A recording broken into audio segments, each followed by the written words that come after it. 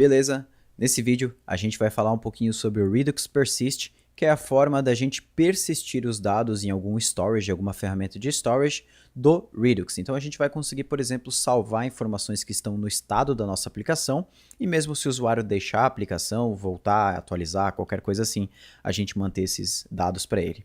Então eu desenvolvi uma aplicação bem rapidinha de to-dos utilizando o Redux. Então você vai fazendo aqui, colocando, por exemplo, fazer café, vai salvando, vai colocando os to-dos aqui e ele vai adicionando nessa lista.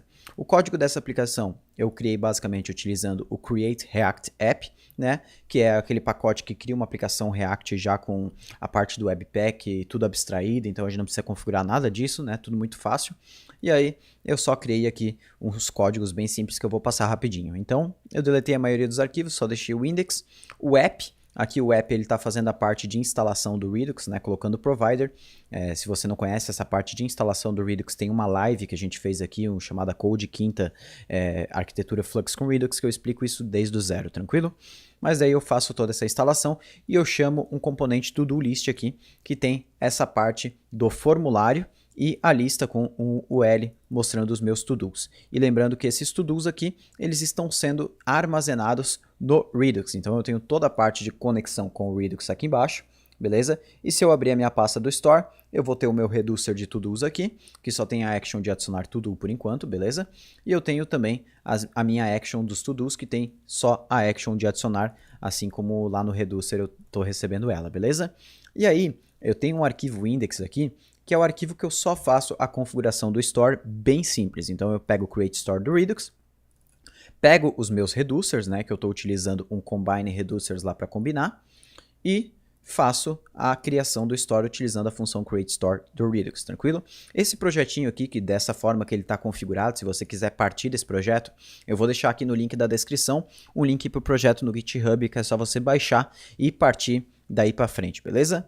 Então agora a gente vai utilizar a biblioteca Redux Persist. Então eu posso começar instalando essa biblioteca, eu vou utilizar o yarn, você pode utilizar o npm se preferir, né? Eu vou dar um yarn add Redux Persist aqui e eu vou deixar ele instalando. Por enquanto isso a gente já consegue começar a fazer as configurações. Aqui no meu arquivo principal do Store, eu vou fazer o seguinte, eu vou buscar a função persist store e a função persist reducer, né? São duas formas da gente persistir os dados e eu vou buscar aqui do meu arquivo Redux Persist. Tranquilo? Show de bola. E agora a gente vai fazer o seguinte, eu vou dar um import storage from Redux Persist /lib passei aqui demais, /lib /storage, tranquilo? E por padrão, ele vai utilizar o local storage, né? O local storage, se você não sabe, é o storage padrão do navegador. Então, todo navegador, se a gente vir aqui em Application, a gente vai ter um local storage aqui do lado, que ele grava basicamente todas as sessões, né? Grava todas as informações, token, tudo ele vai gravar aí dentro desse local storage, beleza? E aí, por padrão, ele vai utilizar o local storage no React.js para web.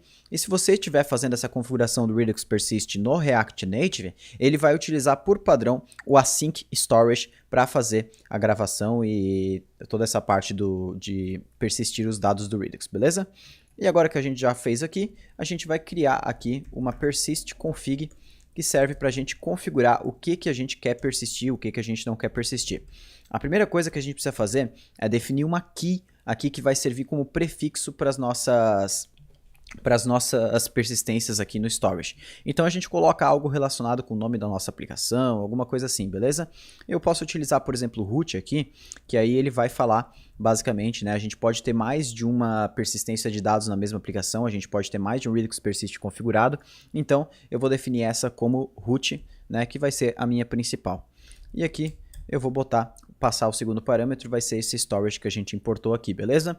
Agora só falta a gente fazer mais algumas alterações. A gente vai fazer o seguinte, aqui embaixo eu vou dar um const persisted reducer é igual a persist reducer, passando a nossa persist config e pegando o nosso root reducer, que é os nossos reducers, né? São os nossos reducers combinados, beleza?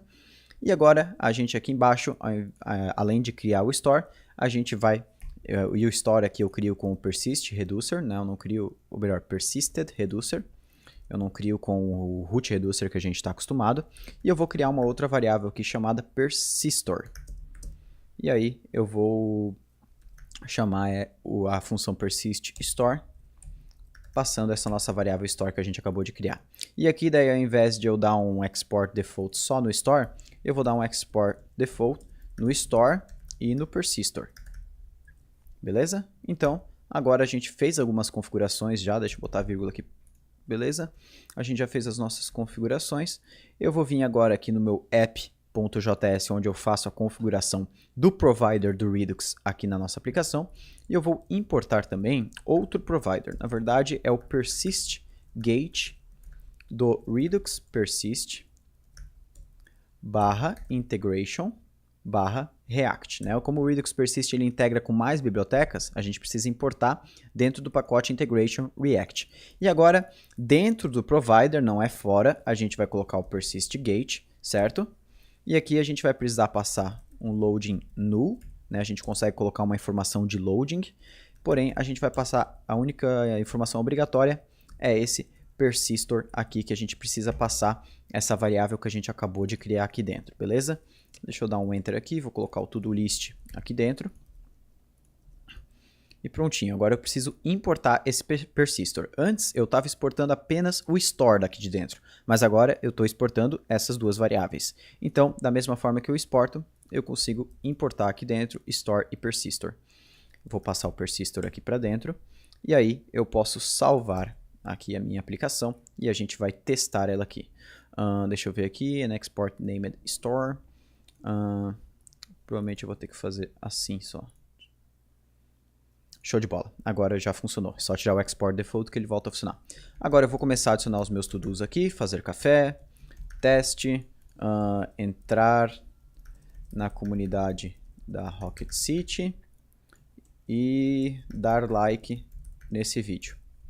Show de bola. Agora eu vou atualizar a página e veja que o meu store continua aqui. Posso atualizar quantas vezes eu quiser, que ele vai sempre continuar. Posso inclusive fechar a página, acessar minha aplicação e o meu store continua aqui. Isso é muito legal. E se eu der um inspecionar elemento aqui e vir no meu application no local storage, se eu passar em tudo aqui, eu vou ter aqui embaixo esse persist root, que tem aqui uma propriedade chamada todos. E aqui dentro do todos a gente consegue ver certinho que contém todos os dados desses nossos to-dos que a gente está gerando ali. Ele grava em JSON, né? Porque não tem o local storage aqui, ele não tem uma estrutura para gravar array ou objetos assim por diante. Então ele grava no formato JSON e depois ele converte lá conforme a gente acessa esses dados ou não. Tranquilo? Então basicamente o Redux persist é isso aí e a gente consegue passar algumas informações a mais aqui para a nossa configuração, né? Então vamos supor que a gente tivesse outro reducer, outra informação.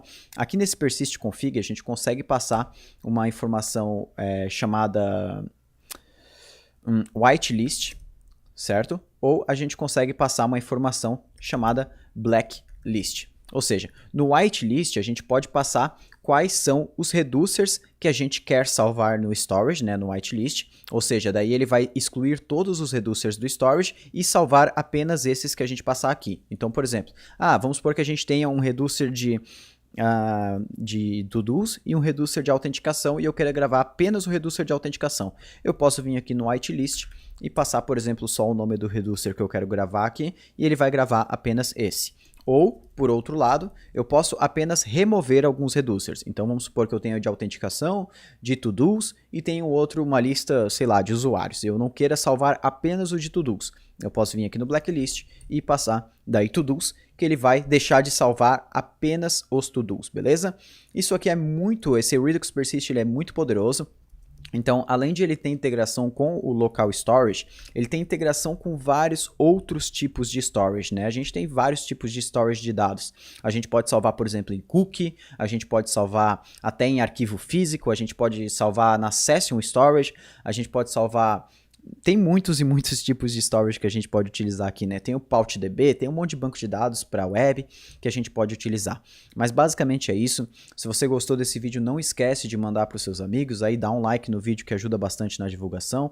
E Pode deixar aí um comentário aí embaixo de outros vídeos que você gostaria de ver envolvendo React, JavaScript, Redux, React Native, Node, toda essa stack, esse ecossistema do JavaScript, beleza? Valeu! It's like I'm paranoid looking over my back. It's like a world